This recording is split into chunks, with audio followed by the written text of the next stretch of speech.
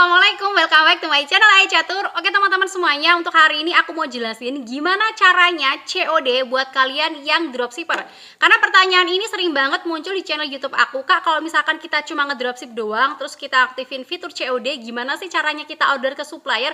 Apakah harus nalangin dulu atau enggak? Nah, aku di sini bakal ngejelasin secara tuntas banget sama kalian nih ya. Kalau misalkan kita nalangin nanti alurnya seperti apa? Kalau misalkan kita nggak nalangin alurnya juga seperti apa? So pastikan kalian nonton video ini sampai habis. Tapi sebelum itu jangan lupa buat tekan tombol subscribe-nya biar kalian gak ketinggalan informasi bisnis online yang lainnya dari aku. Oke?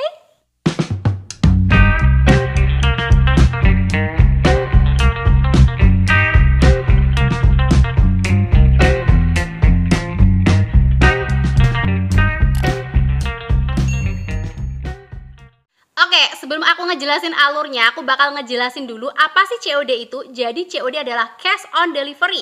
Intinya konsumen bayar di tempat. Jadi saat konsumen order barang, mereka tuh nggak ngebayar langsung. Mereka ngebayarnya saat barang tersebut diterima mereka. Nah, keuntungan dari sistem COD ini sebenarnya apa sih? Apa sih keuntungannya? Bagi konsumen, keuntungannya banyak banget ya. Tentunya mereka nggak perlu pergi ke ATM, nggak perlu pergi Alfamart. Mereka intinya nggak perlu ngebayar duluan. Jadi nerima barang dulu baru deh mereka bayar. Nah, keuntungannya buat kita para dropshipper tentunya juga sangat banyak sekali, bisa mendongkrak penjualan kita. Karena tadi ya, konsumen itu biasanya bakal lebih senang kalau ada toko yang menggunakan fitur COD. Dan bagi aku pribadi, saat aku ngaktifin fitur COD ini beneran bisa meningkatkan traffic toko aku tuh, meningkatkan penjualan aku hingga 5 kali lipatan nih teman-teman ya. Jadi buat kalian nih yang dropshipper ataupun bukan, kalau misalkan kalian pengen penjualannya naik, mending aktifkan aja fitur COD ini. Nah, ini dari segi keuntungan. Dari segi kerugiannya nih ya, bisa jadi kalau misalkan konsumen nggak mau ngebayar produk itu, jadi pas produk datang dia nggak mau ngebayar itu gitu kan ya, otomatis diretur dong. Nah, buat kita para dropshipper, kita pasti bakal rugi banget karena kita bakal menerima retur. Nah, di sini aku bakal ngejelasin juga gimana caranya biar kita yang para dropshipper nggak rugi saat konsumen nggak menerima barang itu atau nggak ngebayar barang itu.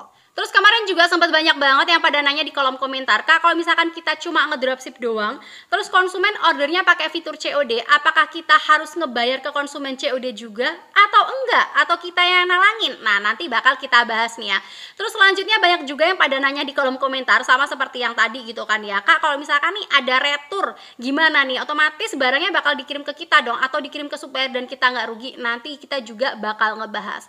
Dan langsung aja nggak usah berlama-lama lagi, kita bakal menuju ke pembahasannya atau alur COD-nya berikut ini, check it out.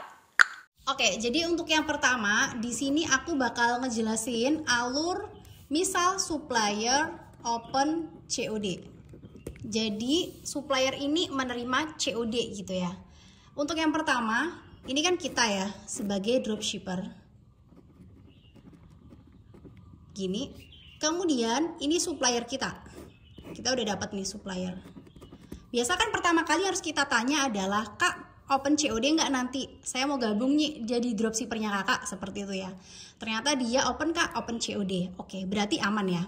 Nah, kemudian yang ini adalah konsumen. Oke. Kemudian barang yang dijual si supplier, ini misalkan sebuah baju nih. Dia supplier ini dia ngejual baju harganya 50.000.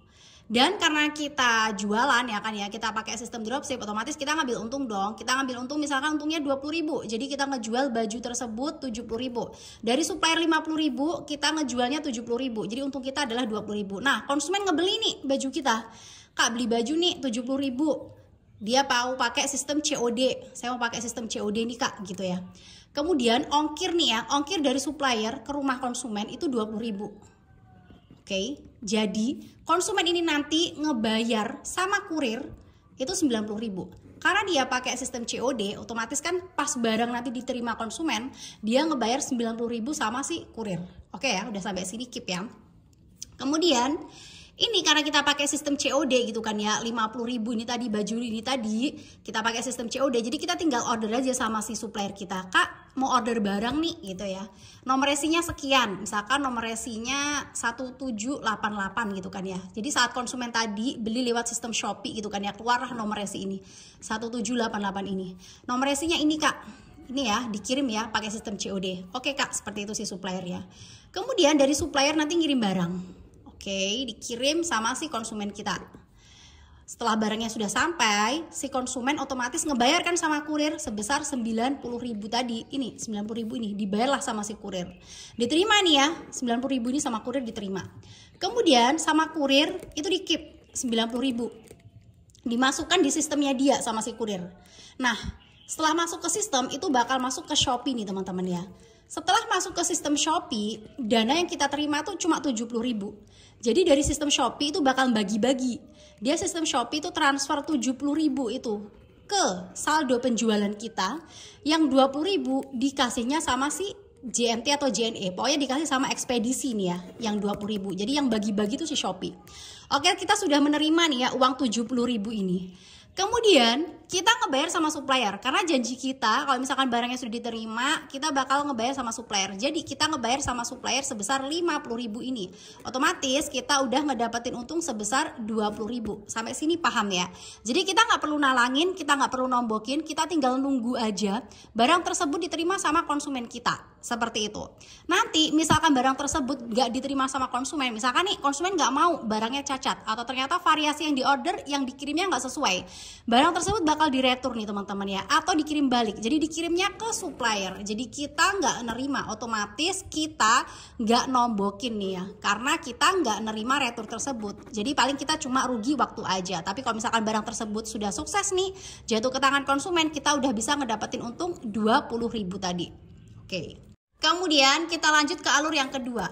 Kita bakal bicara misalkan supplier tidak open COD. Nah, ini biasa yang sering terjadi nih ya. Karena nggak semua supplier itu mau open COD. Bagi mereka sangat ribet sekali. Jadi supplier nggak mau open COD. Oke, jadi yang pertama ini adalah dropshipper. Ini adalah kita sendiri ya, dropshipper. Kita nyari supplier. Ini adalah supplier kita. Kita tanya nih sama dia, Kak, open COD nggak? Saya mau gabung jadi dropshipper nih, bisa? Oke, dia si supplier ini, oke Kak, bisa gabung jadi dropshipper, tapi nggak menerima COD ya. Jadi kita nalangin dulu. Cara nalanginnya gimana? Misalkan nih ya, ini konsumen. Ini konsumen kita, oke. Kemudian barang yang dijual juga sama.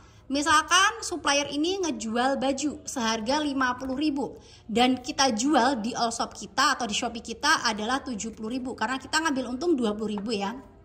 Kemudian saat konsumen order, ternyata barang dari supplier ini ke konsumen itu ongkos kirimnya sebesar 20.000. Jadi nanti konsumen ngebayar sama kurir sebesar 90.000. Ini harus dibayar sama si konsumen ya, ke kurir. Oke, karena si konsumen ini dia nggak open COD, nggak mau terima COD, otomatis kita nalangin dulu nih.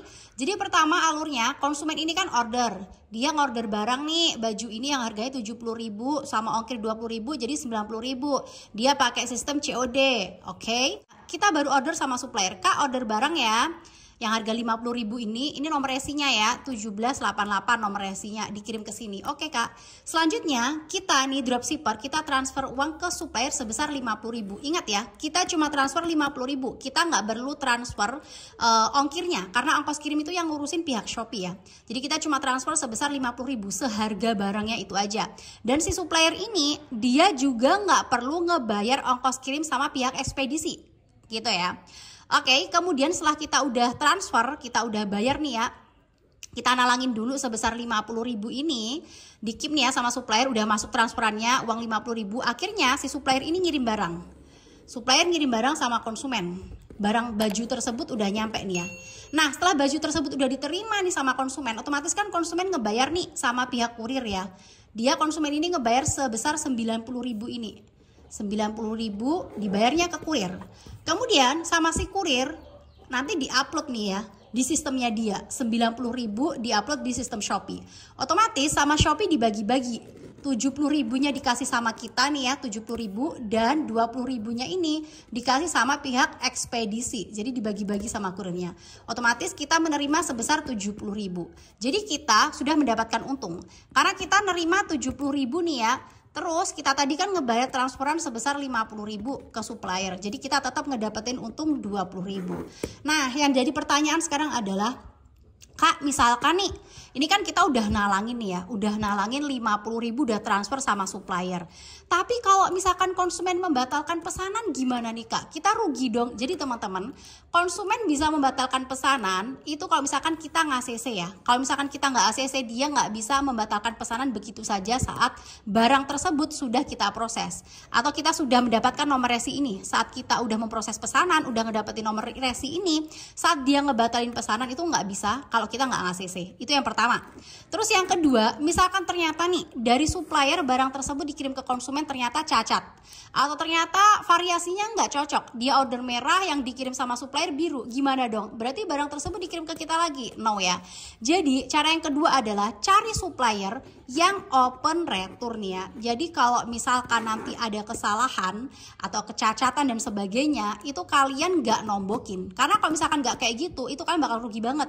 Kalian udah ngebayar sama supplier, tapi ternyata barangnya cacat, barangnya dikirim dari sama kalian, sama konsumen ya. Dari konsumen dikirim ke kalian, otomatis kalian nyetok barang tersebut gitu kan ya. Nggak jadi deh kita ngedropship. Jadi buat kalian yang buka open COD atau mengaktifkan fitur COD, kalian dropshipper nih ya, kalian wajib banget nyari supplier yang open return. Jadi misalkan nanti ada retur, itu barang bakal dikirim dari konsumen ke supplier.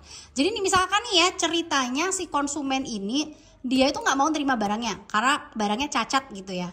Jadi dia nggak mau ngebayar nih sama kurir, nggak mau deh saya ngebayar 90.000, ternyata barangnya cacat gitu kan ya. Otomatis dari kurir ini barang bakal dibalikin sama si pihak pengirim dari supplier ini, oke? Dibalikin sama supplier, terus kita minta nih ya, kita minta uangnya dibalikin karena dia kan open return si supplier, karena barangnya diterima sama supplier nih ya, otomatis 50.000 tadi bakal dibalikin ke kita lagi. Jadi kita nggak untung tapi kita juga nggak rugi, cuman rugi waktu doang kayak gitu. Oke teman-teman, itu tadi sekedar alur singkatnya dari aku. Jadi kira-kira seperti itu kalau misalkan kita dropship pakai sistem COD atau pakai fitur COD ya. Kalau misalkan kalian pengen melihat gimana alur lebih jelasnya lagi nih ya, tentang gimana cara ordernya, cara order ke suppliernya, pengirimannya, resi otomatisnya dan sebagainya, silakan kalian tonton aja videonya di sini nih ya. Udah pernah aku bikinin cara jualan di Shopee tanpa stok barang di sini. Di sini udah aku jelasin lengkap banget gimana cara memprosesnya, mulai dari cari suppliernya sampai dengan konsumen order dan mencairkan dananya.